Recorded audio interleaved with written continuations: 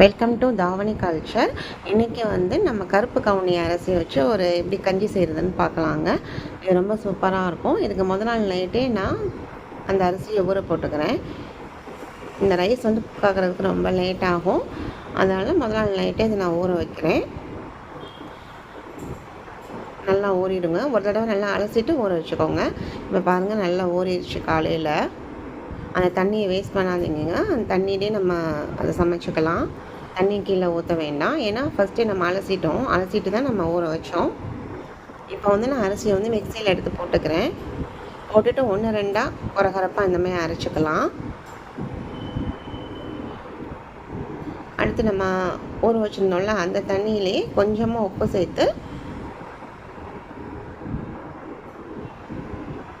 கொஞ்சம் கொதிச்சதுக்கப்புறம் நம்ம அந்த மிக்சியில் அரைச்சி வச்சுருக்க அதை எடுத்து போட்டுடலாம். போட்டுட்டு சிம்லேயே வச்சு நல்லா மூடி போட்டுட்டிங்கன்னா ஒரு 10 நிமிஷத்துலேருந்து 1/4 மணி நேரம் வரைக்கும் சூப்பராக வெந்துடுங்க.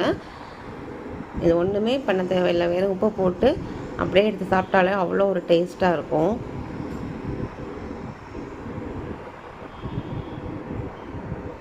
இங்கே பாருங்கள், சூப்பராக வெந்துருச்சு. இது அப்படியே சாப்பிட்லாங்க, நல்லா டேஸ்ட்டாக இருக்கும். ரொம்ப சத்து அதிகம் இருக்குது இதில்.